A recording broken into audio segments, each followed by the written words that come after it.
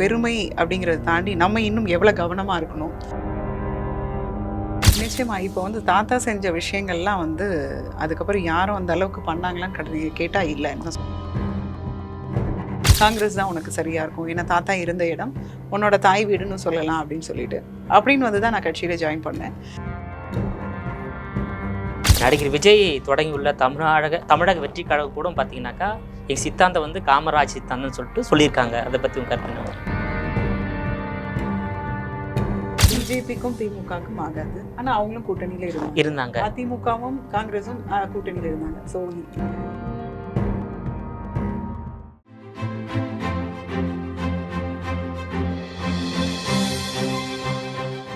GeM TV நேயர்களுக்கு வணக்கம். GeM TV அரசியல் ஆடுகள பகுதியில் காங்கிரஸ் கட்சியை சேர்ந்த மறைந்த முன்னாள் முதலமைச்சர் கர்ம வீரர் காமராஜர் அவர்களின் தம்பி பேத்தியும் காங்கிரஸ் கட்சியின் மாநில செயலாளருமான கமலிகா காமராஜர் அவர்கள் நம்மோடு இணைந்துள்ளார். அவரிடம் இன்றைய அரசியல் நிலவரம் குறித்து விவாதிக்கலாம்.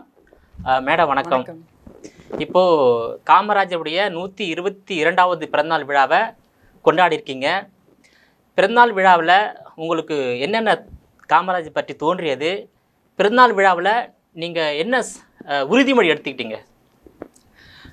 நார்மலாக வந்து நான் அறக்கட்டளை வழியாக வந்து அரசு பள்ளிகளை ஃபோக்கஸ் பண்ணுறது தான் என்னோட ஈடுபாடு, எண்ணம் அப்படின்னு சொல்லலாம்.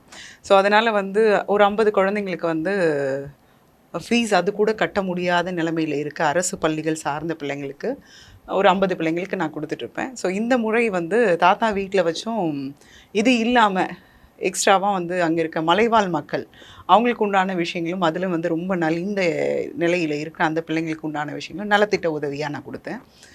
இது இல்லாமல் நம்ம தியாகிகள் அப்படின்னும் போது சுதந்திர போராட்டத்திற்கு எந்த அளவுக்கு தியாகம் செஞ்சு ஒரு வீட்டில் ஒரு நபராவது வந்து சுதந்திர போராட்டத்திற்கு வரணும் அப்படின்னு சொன்ன அந்த காலகட்டத்தில் ஆண்மகனாக இருக்கட்டும் பெண்ணாக இருக்கட்டும் எல்லாருமே களத்தில் இறங்கியிருக்காங்க.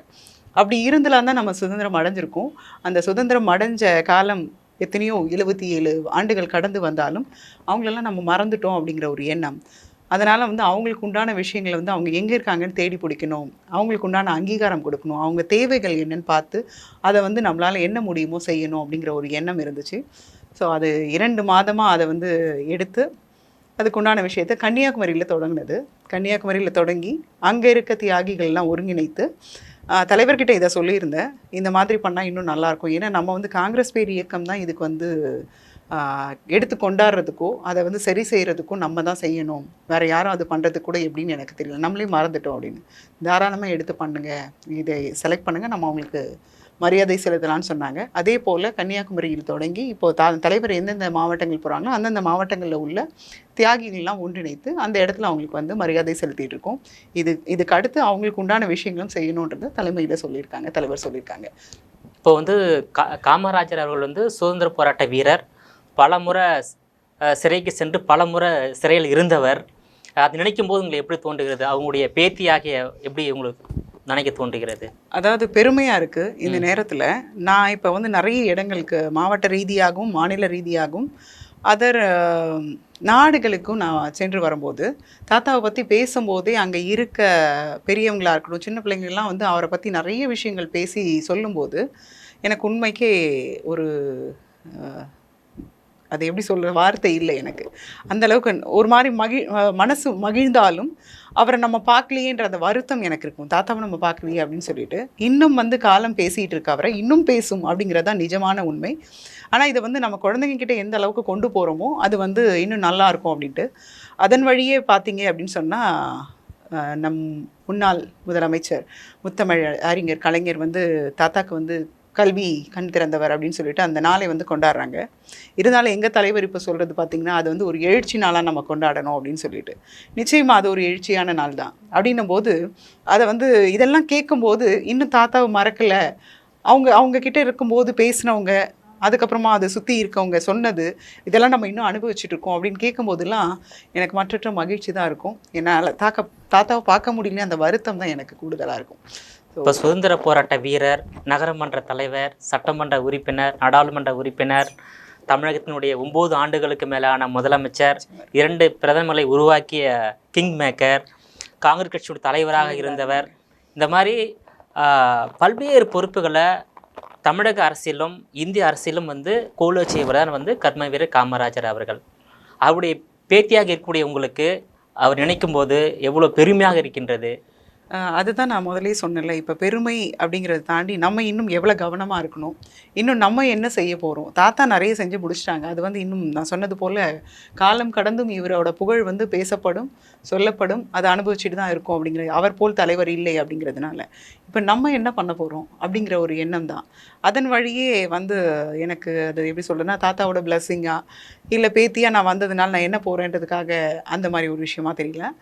2019 வந்து பார்த்திங்கன்னா அரசு பள்ளிகள் வந்து போன கவர்மெண்ட்டில் வந்து மூடணும் அப்படின்னு சொல்லிட்டு 1242 அரசு பள்ளிகள் மூடணும்னு சொல்லும்போது எனக்கு அது உள்ளபடியே ஒரு சங்கடத்தை கொடுத்துச்சு. தாத்தா வந்து எல்லாருக்கும் பொதுவான கல்வி, மதிய உணவு, அந்த மாதிரி எல்லா விஷயத்தையும் கொண்டு வந்து படிப்புன்றது இருந்துச்சுன்னா அந்த நாடும் சரி அந்த வீடும் சரி சுபிட்சமாக இருக்கும், தனக்குண்டான விஷயத்தை அவனே தேடி எடுத்துக்குவான் அப்படிங்கிறதுக்காக தான் அந்த கல்வி என்ற ஒரு அறிவை வந்து புகட்டணும்னு நினச்சாங்க. அப்படி இருக்கும்போது இந்த கல்வி அறிவு அப்படின்னும் போது இந்த இடத்துல வந்து நிறைய விஷயங்கள் சொல்லி மாணவர்கள் சேர்க்கை குறைவாக இருக்குது, ஆசிரியர்கள் குறைபாடு இருக்குது அப்படின்லாம் சொல்லி இந்த பள்ளிகளை வந்து மூடணும்னு சொல்லி தமிழ்நாடு ஃபுல்லாக லிஸ்ட் எடுத்து வெளியிட்டாங்க. சொல்லும்போது அது எனக்கு வந்து ரொம்ப சங்கடத்தை கொடுத்தது. அது கூடாது அப்படின்னு சொல்லி ஒரு 6 மாத கடுமையான முயற்சி எல்லா தலைவர்களும் மீட் பண்ணேன். அவங்கெல்லாம் கிடையாது, எல்லாருக்கிட்டையும் கேட்டேன். இது வந்து சொல்லும்போது எனக்கு நல்ல ஒரு பாசிட்டிவான ஒரு தகவல் எனக்கு அங்கே வந்தது. சில பேர் வந்து எனக்கு உதவி பண்ணுறோன்னு சொன்னாங்க. அதுக்கப்புறம் சில பேர் எனக்கு நெகட்டிவ் கமெண்ட்ஸும் இருந்தது. இதெல்லாம் தாண்டி இதை வந்து முடிச்சு ஆகணும், இதை எப்படியா மீட்டு கொண்டு வரணுன்ற எண்ணம் மட்டும்தான் எனக்கு இருந்துச்சு. அதன்படியே ஒரு 6 மாத கடின உழைப்புக்கு அப்புறம் அந்த ஸ்கூல்லாம் திருப்பி ரீஓப்பன் பண்ணணும்னு சொல்லிட்டு கவர்மெண்ட் வந்து எனக்கு சொன்னாங்க. ஸோ அப்போ இருந்த கல்வி அமைச்சர் செங்கோட்டையனை மீட் பண்ணி நீங்கள் முடியாதுன்னு சொன்னீங்கன்னா இதுக்கு உண்டான விஷயங்கள் என்ன, தாத்தா சொன்னது போல் நான் பிச்சை எடுத்து கூட இந்த ஸ்கூலுக்கு உண்டானதை நான் பண்ணேன், நான் கடமைப்பட்டிருக்கேன் அப்படின்னு சொன்னேன். அவர் அதெல்லாம் வந்து அவங்களுக்கு என்ன தோணுச்சுன்னு தெரியல. ஸோ அதனால் திருப்பி அந்த ஸ்கூலெல்லாம் ஓப்பன் பண்ணது எனக்கு இந்த தாத்தாவுடைய பேத்தி ஆகிய எனக்கு சின்ன அவர் செஞ்சதில் ஒரு கடுகளவு கூட சொல்ல முடியாது, இத்தனோடு தான், அது ஒரு தூசி மாதிரி சொல்லலாம். அது பண்ண ஒரு பெருமை இருக்கும். அதை தாண்டி நீட் தேர்வை எதிர்த்து தாத்தா வீட்டு வாசலில் புதிய கல்விக் கொள்கை இதெல்லாம் எதிர்ப்பு தெரிவித்து மாணவர்களுடைய போராட்டம், அதுக்கப்புறம் வாஞ்சிநாதனுக்கு மணிமண்டபம் வைக்கணும்னு சொல்லிட்டு தாத்தா வந்து 1957 குமரி ஆனந்தன் இவங்கெல்லாம் சேர்ந்து செங்கோட்டையில் வைக்கிறாங்க. செங்கோட்டையில் வைக்கும்போது என்னாச்சு அப்படின்னா, அப்போது காலப்போக்கில் அப்போ வந்து அந்த கல்வெட்டு மட்டும்தான் பேசுவோம். இப்போ கூட நிறைய தலைவர்கள் பண்ணுற விஷயங்கள்லாம் கல்வெட்டுகள் வழியாக தான் நம்ம பின்னாடி நம்ம பார்க்கும்போது இவங்க பண்ணியிருக்காங்கன்றது சொல்ல முடியும். அப்படி வச்சுருந்ததை வந்து முகம் தெரியாத மனிதர்களால் அது தகர்த்தெறியப்பட்டு அது வந்து அப்படி மாறி காணாமல் போச்சு. அதுக்கப்புறம் அங்கே இருக்க முனிசிபாலிட்டி ஆஃபீஸில் வந்து அந்த மண்ணுக்குள் புதைந்து இருந்ததுன்னு சொல்லிட்டு ஒருத்தர் வழியாக எனக்கு செங்கோட்டையிலேருந்து எனக்கு வந்தது இந்த தகவல். கேட்ட உடனே நான் அந்த ஸ்பாட்க்கு போனேன். போயிட்டு இது வந்து எப்படின்ட்டு. ஆனால் இப்போ வந்து நம்ம கருணாநிதி அவர்கள் வந்து 2010 வந்து அதுக்கு நிதி ஒதுக்கி மணிமண்டபம் கட்டணும் அப்படிங்கிறதுக்கு வந்து ஒதுக்கி பண்ணிட்டாங்க. ஸோ வாஞ்சிநாதனுக்கு பண்ணணுன்ட்டு 2013 ஜெயலலிதா அம்மையார் வந்து அதுக்கு கல்வெட்டு இது பண்ணி ஓப்பன் பண்ணிட்டாங்க. ஸோ இதில் வந்து யார் பணம் ஒதுக்குனாங்கன்றது இருக்குது, யார் திறந்து வச்சாங்கன்றது இருக்குது. ஆனால் இது விதை போட்டது வந்து தாத்தா தான். ஸோ அவரோட விஷயங்கள் அது இல்லை அப்படிங்கிறது அதுவும் சங்கடத்தை கொடுத்துச்சு. சரி, இதுக்கு வந்து யாருன்றதை நம்ம சொல்லணும், அந்த விஷயம் என்கிட்ட வந்திருக்கு அப்படின்னும் போது அதுவும் இதே போல் திருப்பி இந்த போராட்டம் இதெல்லாம் திருப்பி கொண்டு போய் இதெல்லாம் சொல்லி அதுக்கப்புறம் அதை எடுத்து மறுபடியும் அந்த மணிமண்டபத்துக்கு முன்னாடி தாத்தாவோட கல்வெட்டு அதோட புதைச்சி வச்ச மாதிரி பண்ணியிருக்கு. ஸோ இப்போ மக்களின் பார்வைக்கு அது இருக்குது அப்படின்னும் போது இதுக்கூட விதை யார் அப்படிங்கிறது தெரியும்படி இருக்கிறது இந்த பேத்தியாகி எனக்கு இது ஒரு சின்ன ஒரு வாய்ப்புன்னு சொல்லலாம். ஸோ இதன்படியே சின்ன சின்ன விஷயங்கள் நான் பண்ணிகிட்ருக்கேன். அதனால் வந்து இன்னும் கூடுதலாக பண்ணணும் மக்கள் பணி. அது மட்டும் இல்லாமல் நாட்டை வந்து நல்ல முறைக்கு மறுபடியும் எல்லோருடைய முயற்சியால் தான் அது செய்ய முடியும், தனிப்பட்ட நபரால் முடியாது. நல்ல முறையில் வரணும் அப்படிங்கிறது தான் என்னோட விருப்பம். இப்போ காமராஜரை நீங்கள் நேரடியாக பார்த்துருக்க மாட்டீங்க, நிச்சயமாக உங்கள் சொந்தக்காரங்க காமராஜருடைய குடும்பத்தை சேர்ந்தவங்க சொல்லி தான் கேட்டிருப்பீங்க, ப்ளஸ் புத்தகத்தில் படித்து தெரிஞ்சிருப்பீங்க. அவருடைய சாதனைகளை எப்படி பார்க்குறீங்க மேடம்? அவர் செய்த சாதனைகள் வந்து இன்று அளவும் வந்து அனைத்து தரப்பு மக்களாலும் பேசப்படுகின்ற ஒரு சாதனையாக இருக்குது. எல்லா அரசியல் கட்சி தலைவர்களும் வந்து அவருடைய கொள்கை தான் ஒரு சித்தாந்த ரீதியாக முன்வைத்து வாக்கு சேர்க்குறாங்க, அப்புறம் வந்து அரசியல் கட்சி நடத்துகிறாங்க. ஸோ இது எப்படி பார்க்குறீங்க மேடம்? நிச்சயமா இப்போ வந்து தாத்தா செஞ்ச விஷயங்கள்லாம் வந்து அதுக்கப்புறம் யாரும் அந்த அளவுக்கு பண்ணாங்களான்னு கேட்டால் இல்லைன்னு தான் சொல்லலாம். கிடையாது. அந்த 9 ஆண்டு காலம் அவர் வந்து முதலமைச்சராக இருக்கும்போது அவரோட சிந்தனைகள் மக்களுக்கும் இந்த நாட்டுக்கும் என்ன தேவைகள் அப்படின்றத புரிஞ்சு அந்தந்த செகண்ட் என்ன தோணுதோ அது வந்து மக்கள் பழக்கத்துக்கு இருக்கணும். அது வந்து காலம் வரைக்கும் அது வந்து பழக்கத்தில் இருக்கணுன்றதை நினச்சி தான் ஒரு அணைகளும் சரி, நம்ம தொழிற்சாலைகளும் சரி, அப்போ வந்து நம்ம 1947 சுதந்திரம் அடைந்தாலும் நமக்கு வந்து ஒன்றும் பெரிய அளவுக்கு என்ன இருந்தது வசதி பொருளாதாரம் அப்படின்னு. குறைவு தான். ரொம்பவே அந்த நேரத்தில் ஒரு குண்டூசி தயார் பண்ணுறது கூட நம்ம வந்து முடியாத ஒரு சூழல்.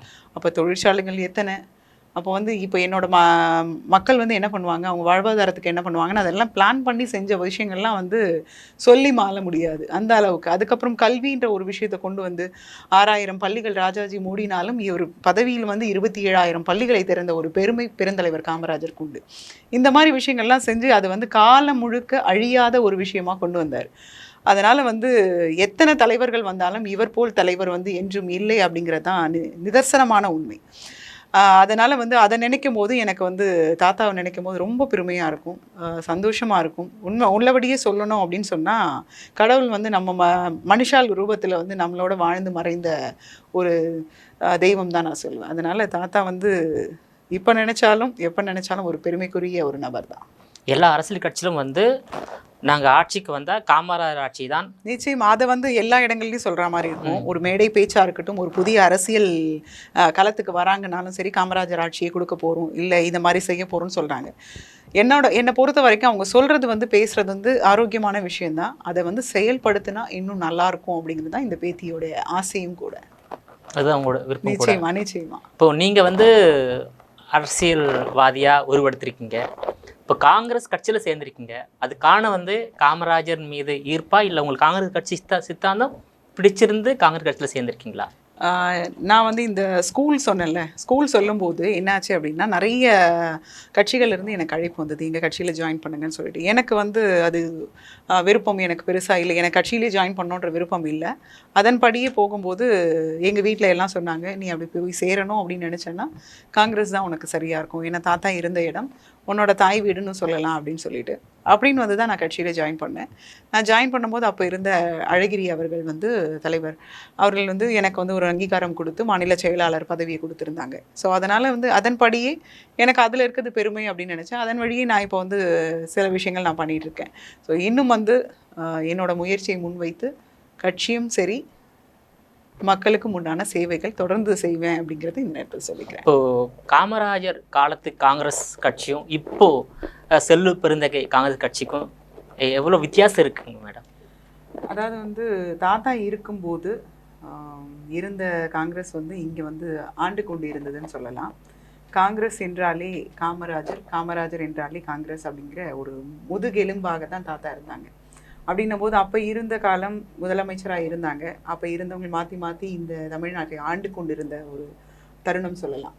அதற்கப்புறம் வந்து பார்த்திங்கன்னா ஒரு 50 ஆண்டு காலம் 60 ஆண்டு காலம் சுத்தமாக வந்து இருக்கோம், கூட்டணியில் இருக்கோம் அப்படிங்கிற ஒரு இருந்தாலும் அது அந்த அளவுக்கு உயிர்ப்போடு இருக்கா அப்படிங்கிறது வந்து தனிப்பட்ட இதுவாக நான் சொல்லணும், ஒரு மக்கள் பிரதிநிதியாகவும் ஒரு பேத்தியாகவும் நான் சொல்லும்போது அது உள்ளபடியே மனசு வருத்தம் இருக்க தான் செய்யுது. இருந்தாலும் இப்போ வந்திருக்க தலைவர், நீங்கள் தலைவர் செல்வ பெருந்தகை அவர்கள் வந்து இப்போ சொல்கிறது, அவர் வந்து பதவி ஏற்கும்போதே பெருந்தலைவர் அவரோட வீடை வந்து அடையாளமாக வச்சு தான் பதவி ஏற்றாங்க. அதுக்கப்புறம் போகிற இடங்களும் சரி, மாவட்டங்களையும் சரி, மக்கள்கிட்ட பேசுகிறதும் சரி, தொண்டர்கள்கிட்ட பேசும்போதும் சரி, காமராஜர் ஆட்சியை நம்ம மீட்டு கொண்டு வரணும் அப்படின்னு சொல்லிட்டு அந்த விதையை போட ஆரம்பிச்சிருக்காரு. அது வந்து எனக்கு ஒரு ஆரோக்கியமான அரசியலாக இருக்குது அப்படிங்கிறத நான் இந்த நேரத்தில் பார்க்குறேன். ஏன்னா வந்து நிறைய தலைவர்கள் அதுக்குள்ளே இருந்து வந்தாலும் இதை வந்து பேச தவறிட்டாங்களோ, இதை வந்து கவனிக்க தவறிட்டாங்களோ அப்படிங்கிற எண்ணம் வந்து கூடுதலாகவே இருக்கும். இதை வந்து இன்னும் ஃபோக்கஸ் பண்ணியிருந்தாங்க அப்படின்னு சொன்னால் இந்த அளவுக்கு நலிவடைஞ்சு இதை பின்னாடி போகிற நிலைமைக்கு காங்கிரஸ் வந்திருக்காது அப்படிங்கிற ஒரு எண்ணம் இருக்கும். இப்போ வந்து தலைவர் அவர்கள் வந்து பேசுகிறது, சில விஷயங்கள் முன்னெடுக்கிறது, இதெல்லாம் வந்து பார்க்கும்போது நமக்கு தான் இது உரிமையான ஒரு விஷயம். ஏன்னா காமராஜர் அப்படிங்கிறது வந்து காங்கிரஸ்க்கு உண்டான தலைவர். நாங்கள் தான் அதுக்கு சொந்தம் கொண்டாடுறதுக்கோ இல்லை அதை தூக்கி பிடிக்கிறதுக்கோ அவரோட சித்தாந்தத்தை பேசுகிறதுக்கோ எங்களுக்கு தான் முழு அதிகாரமும் எங்களுக்கு தான் அந்த உரிமையும் உண்டு. அதனால் வந்து பேச தவறின இடத்துல இவர் வந்து பேசுகிறது வந்து கூடுதலாக வரவேற்க வேண்டிய விஷயம் தான் சொல்லுவேன். இப்போது காமராஜர் வரலாறு படிச்சிருப்பீங்க, காங்கிரஸ் கட்சி வரலாறு படிச்சிருப்பீங்க. தமிழ்நாட்டில் 1937லேருந்து 67 வரையில் காங்கிரஸ் கட்சி ஆட்சி இருந்து, இடையில வந்து ஒரு 5 வருஷம் வந்து குடியரசுத் தலைவர் ஆட்சி இருந்தது. ஆனால் 67 இழந்த ஆட்சியை இன்னும் 57 ஆண்டுகளாக காங்கிரஸால் தமிழ்நாட்டில் ஆட்சி கைப்பற்ற முடியாத நிலைமை நிலவுகிறது. இதுக்கான காரணம் என்ன மேடம்? அதை தான் நான் சொன்னேன். இப்போ வந்து இருந்த தலைவர்கள் அதை வந்து சரிவர எங்கே நம்ம சறுக்குறோம், எங்கே நம்ம இதை விட்டுட்டோம் அப்படிங்கிறத கவனிக்க தவறிட்டாங்களோ அப்படிங்கிற வருத்தம் எனக்கு கூடுதலாகவே இருக்குது. அப்படின்னும் போது முதலே இதை வந்து சரி செஞ்சுருந்தா ஒன்று தொண்டர்கள் வழியாவோ இல்லை மக்களை சந்திக்கிறது வழியாகவோ மக்களோட குறை நிறைகளை வந்து உடனே சரி செய்ய தவறிட்டாங்களா என்னன்றது எனக்கு தெரியல. இதை முதலே கவனிச்சிருந்தா இந்த அளவுக்கு நம்ம பின்னோக்கி போயிருந்துக்க மாட்டோம். அந்த வருத்தம் எனக்கு இருக்க தான் செய்யுது. ஆனால் இப்போ வந்து தலைவர் அவர்கள் பேசுகிறாங்க, பேசும்போது காமராஜர் ஆட்சியை கொண்டு வரணும் கூடுதலாக பேசும்போது உள்ளபடியே எங்கள் குடும்பத்தாரின் விஷயத்துலையும் நான் சொல்கிறேன், எங்களுக்கு வந்து ரொம்ப சந்தோஷமாக தான் இருக்குது. பரவாயில்ல, ஏதோ ஒரு மாற்றம் வரப்போகுது அப்படிங்கிற ஒரு எதிர்பார்ப்போடு தான் நாங்களும் இருக்கோம். அப்போ வந்து காமராஜர் வந்து 1954லேருந்து 63 வரையில் முதலமைச்சர் இருந்தார். ஆனால் அவர் வந்து தோல்வியை இழந்து ஆட்சி இழக்கலை. கட்சி வந்து வளர்ச்சி அடையாமல் பின்னோக்கி சென்று கொண்டிருக்கின்றது. அதனால் தனது பதவியை ராஜினாமா செய்துவிட்டு கட்சி வளர்ச்சிக்காக அவர் முன்னெடுத்தார். அந்த மாதிரியான முன்னெடுப்பு இருக்கின்றது அப்போது காங்கிரஸ் கட்சியில். தான் வந்து பதவி விலகும் போது யங்ஸ்டர்ஸ் உள்ளே வரணும், அப்போ வந்து நம்ம பெரியவங்க வந்து அவங்களுக்கு வந்து ஒரு மூளையாக இருக்கணும், அவங்கள வந்து வேகப்படுத்தி அவங்கள செய்கிறதுக்கு இளம் பிள்ளைங்களுக்கு தான் முடியும் அப்படிங்கிற ஒரு எண்ணத்தில் வந்து தாத்தா வந்து பதவியை வந்து ராஜினாமா செஞ்சாங்க. ஆனால் இப்போ இருக்க சூழ்நிலை அப்படின்னு சொன்னால் அது டோட்டலாக மாறி இருக்கு. அந்த பெருந்தன்மை எல்லாருக்கும் இருக்கா அப்படின்னு பார்த்தா இல்லைன்னு தான் நான் சொல்லுவேன். ஸோ அவங்களோட புத்திகளையும் யங்ஸ்டர்ஸை கொண்டு வர ஒரு வேகத்தையும் காமிச்சா இன்னும் கட்சி வந்து மேல் கொண்டு வரும் அப்படிங்கிறது என்னோட எண்ணம். நடிகர் விஜய் தொடங்கியுள்ள தமிழக வெற்றி கழகம் கூட பார்த்தீங்கன்னாக்கா எங்கள் சித்தாந்தம் வந்து காமராஜ் சித்தாந்தம்னு சொல்லிட்டு சொல்லியிருக்காங்க. அதை பற்றி உங்கள் கருத்து என்ன? நல்லது தாங்க, அதை தான் சொல்கிறேன். ஒரு தலைவர் வராங்க இல்லை எந்த ஒரு கட்சி ஆரம்பிக்கிறாங்க அப்படின்னு சொல்லும்போது பெருந்தலைவரை பற்றி சொல்லி தான் ஆரம்பிக்கிறாங்க. ஏன்னா அவர் செஞ்ச சாதனைகள் அத்தனையும் அதை தான் நம்ம இப்போ ஆண்டு அனுபவிச்சுட்டு இருக்கோம். அப்படின்னும் போது அதை ஈடுகட்ட எந்த தலைவராலையும் முடியல. அதனால வந்து அவங்களுக்கு ஈக்குவலாக யாரும் வர முடியாது, பிறக்க போகிறதும் கிடையாது. இருந்தாலும் இதை வந்து எடுத்து செய்யணும்னு நினைக்கிற அந்த மனசை பாராட்டலாம். செஞ்சால் சந்தோஷம் தானே. எங்கேருந்து எது எப்படி வரும் அப்படிங்கிறது நமக்கு தெரியாது. அதனால் வராங்க சொல்கிறாங்கன்னா அதை செயல்படுத்தினா கடைசி வரைக்கும் அந்த நிலைப்பாடுலேயும் நின்னாங்க அப்படின்னா நிச்சயமாக நல்லது தானே. நல்லதுதான். அதே நேரத்தில் வந்து இந்தியாவில் வந்து 2 தேசிய கட்சி, பெரிய கட்சி, காங்கிரஸ், பாஜக. பாஜகவே என்ன சொல்கிறாங்கனாக்கா தமிழ்நாட்டில் காமராஜர் ஆட்சியை நாங்கள் வந்து அமைப்போம்னு சொல்லிடுறாங்க. அப்போ அந்த அளவுக்கு காமராஜர் வந்து அனைத்து தரப்பு மக்கள் மத்தியில் மிகப்பெரிய ஒரு வரவேற்பை வந்து பெற்றதை நம்ம பார்க்க முடிகிறது. இருந்தாலும் வந்து இப்போது காமராஜர் ஆட்சி அமைப்போன்னு சொல்லிட்டு ஒவ்வொரு பிறந்த நாள்லையும் ஒவ்வொரு நிகழ்ச்சியிலும் காங்கிரஸ்காரங்க சொல்கிறாங்க. அப்படி சொல்லும்போது வந்து திமுக தலைமையிலான கூட்டணியில் இடம்பெற்றுள்ள காங்கிரஸ் எப்படி காமராஜர் ஆட்சி அமைக்க முடியும்? நீங்கள் வந்து காங்கிரஸ் தலைமையில் ஒரு கூட்டணி அமைத்து தேர்தலை சந்தித்தா நீங்கள் காங்கிரஸ் வெற்றி பெற்றால் காமராஜர் ஆட்சி அமைக்க முடியும். நீங்கள் திமுக கூட்டணியில் இடம்பெற்று எப்படி நீங்கள் வந்து காமராஜர் ஆட்சி அமைக்க முடியும்? அதாவது என்னன்னா இப்போ நான் தான் சொன்ன மாதிரி இப்போ ஒரு 50 ஆண்டு காலத்துக்கு மேலே நம்ம வந்து கூட்டணியில் தான் பயணிச்சுட்டு இருக்கோம். அப்படின்னும் போது இப்போ எடுத்தவொடனே எதையுமே மாற்றி அமைக்கிறதோ சரி செய்கிறதோ வந்து உடனே முடியாது. இப்போ இவங்கெல்லாம் வந்து அதிமுகவும் டிஎம்கேயும் மாற்றி மாற்றி தான் இவங்க இருந்துட்டு இருக்காங்க. அப்படின்னு இருக்கும்போது இப்போ நம்ம சொல்ல ஆரம்பிச்சிருக்கோம், அதை செயல்படுத்த ஆரம்பிச்சிருக்கோம். ஸோ அதுக்கப்புறமா வந்து நம்ம அதுக்குண்டான விஷயங்களை வந்து முன்னிலைப்படுத்த தான் போகிறோம். அது இல்லை, அதில் எந்த மாற்று கருத்தும் இல்லை.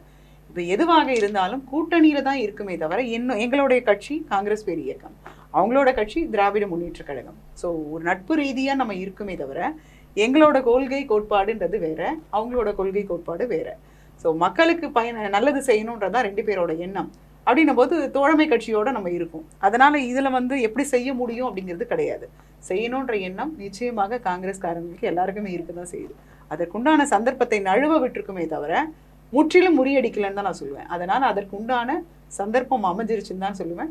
நடந்துக்கிட்டே இருக்குது. நிச்சயமாக அந்த இடத்த நாங்கள் பிடிப்போம். இப்போ 2026 நீங்கள் திமுக கூட்டணியிலே இடம்பெற்று தான் தேர்தல் சந்திப்பீங்களா, இல்லை திமுகவிலிருந்து காங்கிரஸ் வெளியேறி காங்கிரஸ் தலைமையில் கூட்டணி அமைத்து தேர்தல் சந்திப்பீங்களா? அந்த மாதிரி சூழ்நிலை உருவாகுமா 2026? இல்லை, அது எப்படி நம்ம சொல்ல முடியாது. கால சூழல் வந்து இன்னைக்கு இப்படி இருக்குது, நாளைக்கு என்ன ஆகுன்றது யாரோடையும் அது சொல்ல முடியாது. தலைமை அந்த நேரத்தில் என்ன முடிவு எடுக்குதோ அதன்படியே செயல்படுறதுக்கு எல்லாரும் வந்து நிச்சயமாக அது கடமைப்பட்டு இருக்கும். அதனால தலைமை என்ன சொல்லுதோ அதன்படி செய்வார். இப்போ நீங்கள் திமுக காங்கிரஸ் கூட்டணியை வரவேற்கிறீங்களா இல்லை இல்லை இப்படி உங்களுடைய கண்ணோட்டம் என்ன? இல்லை, எனக்கு பொதுப்படையாக நான் சொல்லணும் அப்படின்னு சொன்னால், தனித்து இருந்துட்டு இப்போ யாருமே வந்து நாங்கள் இப்படி இருந்தோம், இப்போ கூட்டணியோடு இருக்கோம், நம்ம வந்து செகண்டாக தான் இருக்கோம் அப்படின்னும் போது அந்த வருத்தம் இருக்க தான் செய்யும், இல்லைன்னு சொல்ல மாட்டேன்.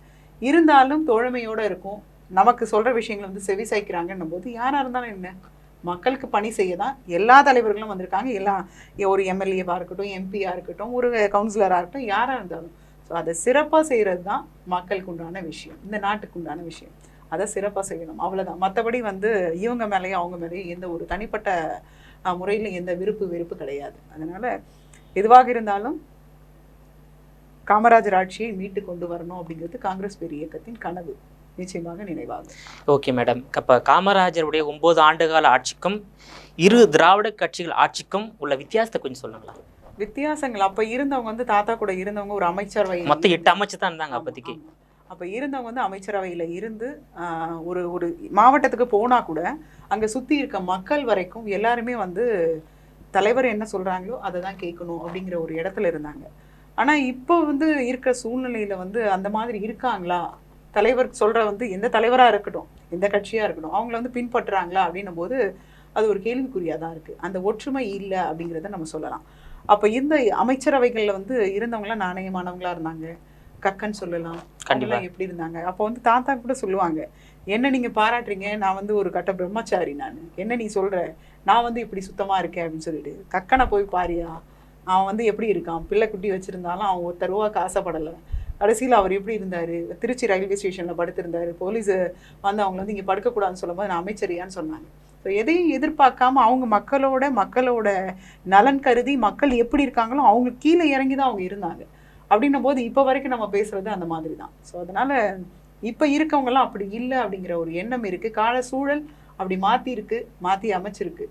அதனால் இதெல்லாம் கொஞ்சம் மாற்றினால் இல்லை மாறினால் இல்லை செய்யணுன்ற எண்ணம் இருந்தால் நிச்சயமாக வந்து அந்த ஆட்சியை கொடுக்கலாம். இப்போது தமிழ்நாட்டில் வந்து இப்போ காங்கிரஸ் கட்சி சேர்ந்தவங்க கூட யார் முதலமைச்சராக வந்தால் காமராஜரை போன்று ஆட்சி செய்வாங்க அந்த எண்ணம் உங்களுக்கு இருக்கு? இல்லை, எனக்கு பொதுப்படையாக நான் சொல்லணும் அப்படின்னா, அவர் தாத்தான்றது வந்து அவர் ஒரு அடையாளம். அவரை வந்து யாரோடையுமே ஒப்பிட முடியாது. அவங்க வந்து அவங்கன்றதுக்கு அவங்க மட்டும்தான்.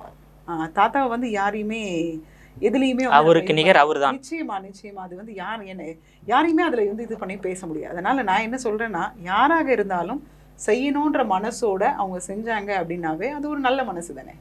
அதனால் அது சரி அப்படின்னு சொல்லுவேன். அதை மாற்றி யோசிக்காமல் போகும்போது தான் நிறைய தவறுகள் நடக்குது. இப்போது 1967 தான் வந்து காங்கிரஸ் கட்சியை வந்து வீழ்த்தியது திமுக. எந்த கட்சி காங்கிரஸ் கட்சியை வீழ்த்தியதோ அதே கட்சியுடன் தொடர்ந்து கூட்டணி அமைத்து தேர்தல் சந்திப்பது ஆரோக்கியமான விஷயமா காங்கிரஸ் கட்சிக்கு? இப்போ இதே நம்ம சொல்லலாம், பிஜேபிக்கும் திமுகக்கும் ஆகாது, ஆனால் அவங்களும் கூட்டணியில் இருந்தாங்க. அதிமுகவும் காங்கிரஸும் கூட்டணியில் இருந்தாங்க. ஸோ இப்போ இருக்கிறது வந்து எது சரி இருக்கும், மக்கள் பணி எது செய்ய முடியும்ன்றது தான் மாற்றி யோசிச்சு பண்ணாங்க. எல்லாருமே இங்கே தான் இருக்கும், எல்லாருக்கும் நிறை குறைகள் என்ன, மக்களுக்கு தேவை என்ன அப்படிங்கிறது தெரிஞ்ச தலைவர்கள் தான், யாருக்கும் தெரியாதவங்க கிடையாது. அப்படின்னு கால சூழல் வந்து சக்கரம் போல சுற்றி வருகிறது. அதனால வந்து இது இப்படி இருக்குமா அப்படி இருக்குமான்னு சொல்ல முடியாது. இப்போ நம்ம ஸ்டாலின் அவர்கள் முதலமைச்சரை சொல்லலாம், தாத்தா வந்து மதிய உணவு கொண்டு வந்தாங்க. எம்ஜிஆர் அவர்கள் அதையே வந்து ஒரு முட்டையை வச்சு சத்துணவுன்னு கொண்டு வந்தாங்க. அதுக்கப்புறம் இப்போ வந்து காலையில் பிள்ளைங்க வந்து அரசு பள்ளிகளில் படிக்கும்போது அவங்களுக்கு அந்த உணவும் கொடுத்துட்டா நல்லாயிருக்கும்னு சொல்லிட்டு இந்த விஷயத்தை கொண்டு வந்தாங்க. அப்படின்னும் போது அவர் பண்ண விஷயங்களை தொடர்ந்து செஞ்சுட்டு வரதே ஒரு ஆரோக்கியமான விஷயம் தான். ரெண்டாவது வந்து அதையே மாற்றி அமைச்சு இன்னும் கூடுதலாக செய்யும் போது அதை வந்து வரவேற்க வேண்டியது தான் நம்ம சொல்லலாம். அதனால் இதுவே வந்து இன்னும் கூடுதலாக யோசித்து இன்னும் நாட்டுக்கும் நாட்டு மக்களுக்கும் செஞ்சால் எல்லா தலைவர்களுக்கும் சொல்ல வேண்டிய விஷயம்தான், செஞ்சால் நல்லாயிருக்கும். இப்போ வந்து முதலமைச்சர் மு.க. ஸ்டாலின் தலைமையிலான 3 ஆண்டுகால ஆட்சியை உங்கள் பார்வை என்ன மேடம்?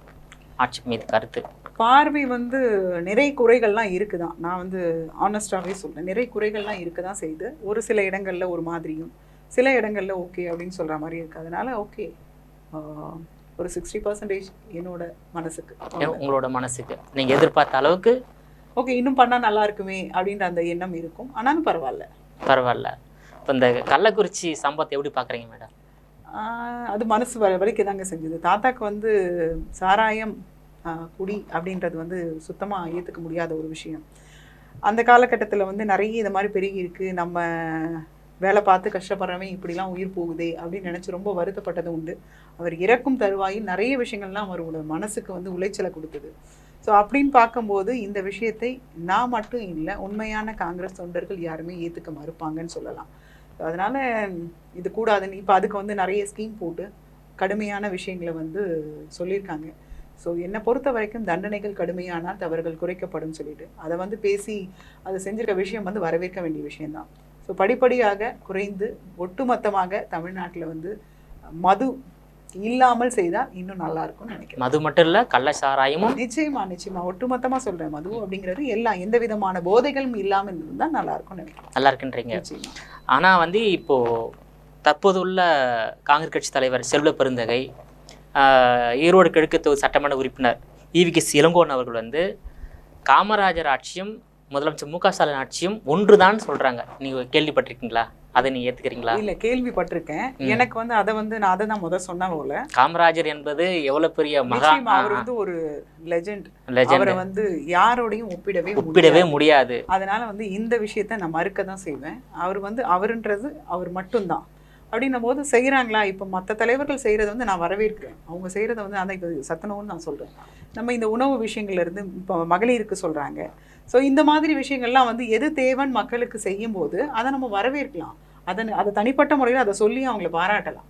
ஆனால் அதை விட்டுட்டு ஒட்டுமொத்தமாக இப்படி வந்து நம்ம சொல்கிறது வந்து சரியான்னு கேட்டால் அது தவறுன்னு தான் நான் சொல்லுவேன். தவறு தான் சொல்லுவீங்க. Okay madam. இப்போ உங்களுக்கு தேர்தல் அரசியலில் ஈடுபாடு இருக்கா? இப்போ வந்து காங்கிரஸ் கட்சியுடைய செயலாளராக இருக்கீங்க. சட்டமன்ற தேர்தல், நாடாளுமன்ற தேர்தலில் போட்டிட்டு வெற்றி பெற்று அதிகாரத்தை பெற்று மக்கள் சேவை செய்ய வேண்டும், அதுதான் வந்து அரசியல்வாதியுடைய கனவு. அந்த கனவு உங்களுக்கு இருக்கா? நிச்சயமாக இருக்குது. அதாவது என்றைக்குமே வந்து அந்த இடத்துல உட்கார்ந்தா மட்டும்தான் மக்களுக்கு உண்டான பணியை இன்னும் வேகப்படுத்தி சரி செய்து தர முடியும் அப்படிங்கிறத நினைப்பேன். ஸோ பெரும் இடத்தில் இல்லாமல் கொடுக்கும் இடத்தில் நம்ம இருக்கோம் அப்படின்னு சொன்னால் அது இன்னும் நல்லா இருக்கும். நிச்சயமாக அந்த ஒரு சூழல் அமைந்தால் மக்கள் பணி செய்ய இன்னும் நான் கடமைப்பட்டிருக்கேன். இப்போது காங்கிரஸ் கட்சி தமிழ்நாட்டில் 3வது பெரிய கட்சியாக இருக்குது. 18 இடங்களை கைப்பற்றி 3வது இடத்துல இருக்கின்றது. இது வந்து இன்னும் முதல் இடத்துக்கு வரக்கூடிய முன்னெடுப்பு உங்கள் சார்பாக உங்கள் பங்களிப்பு என்னவாக இருக்கும் காங்கிரஸ் கட்சியில்? இப்போ அதை 1 by 1 இப்போ நான் வந்து தியாகிகளை முன்னெடுக்கிறேன். ஸோ தியாகிகள் முன்னெடுக்கும் போது நம்ம வந்து ஒரு பாட்டாக தான் நம்ம பார்க்குறோம். ஆனால் அதுக்குள்ளேயே எத்தனை விஷயங்கள் இருக்குது அப்படிங்கிறத இப்போ எனக்கு தொலைபேசியிலேருந்து தொடர்பு கொண்டுகிட்டே இருக்காங்க. அவங்களுக்குலாம் வந்து அவங்களோட குறைகள் நிறைகள் எல்லாமே இதை தெரிஞ்சுக்க ஆகும்போது அது வந்து இன்னும் ஒரு ஸ்ட்ரென்த்தாக நமக்கு இருக்கும். அவங்களோட கட்சியில் அவங்க வீட்டில் இருக்க நபர்கள் நம்ம கட்சியில் இணையறதுக்கு வாய்ப்பு உண்டு. அது மட்டும் இல்லாமல் மலைவாழ் மக்கள் அவங்களுக்குலாம் வந்து நிறைய நல்ல விஷயங்கள் பண்ணணும் அப்படிங்கிறது தமிழ்நாட்டில் வந்து 1% வந்து அவங்க இருக்காங்க. ஸோ அதனால் அவங்களுக்கு உண்டான விஷயங்களும் தேடிட்டு இருக்கேன். அடுத்து அதையும் முன்வைப்பேன். ஸோ அதுக்குண்டான விஷயங்களும் செய்யணும் அப்படின்னு சொல்லிட்டு இந்த மாதிரி நலிவடைந்த மக்களுக்கு நம்ம வந்து ஒரு குரலாக இருக்கணும், அவங்களுக்கு உண்டான தேவைகளை பூர்த்தி பண்ணணும் அப்படின்னு சொல்லிட்டு இருக்கப்பட்டவன் என்னென்னாலும் செஞ்சு பழிச்சுக்குவான். இல்லாதப்பட்டவனோட சூழல், அவனோட தேடல் வந்து வேற மாதிரி இருக்கும். ஸோ அவங்கள தேடி போய் அவங்களுக்கு உண்டானதை செய்யணுன்றது என்னோட ஆசை. அப்படி செய்யும்போது நிச்சயமாக கட்சியும் மீண்டு வரும் அப்படிங்கிற ஒரு எண்ணம் இருக்குது. நிச்சயமாக உங்களுடைய எண்ணமும் லட்சியமும் ஈடேறுவதற்கு ஜெம் டிவி சார்பாகவும் ஜெம் டிவி நேயர்கள் சார்பாகவும் மனமார்ந்த நன்றி மேடம். நன்றி நேயர்களை. மீண்டும் இது போன்ற மற்றொரு அரசியல் ஆடுகளத்தில் மற்றொரு ஆளுமையுடன் சந்திக்கும் வரை உங்களிடமிருந்து விடைபெறுவது நான் உங்கள் விஜயபாலன்.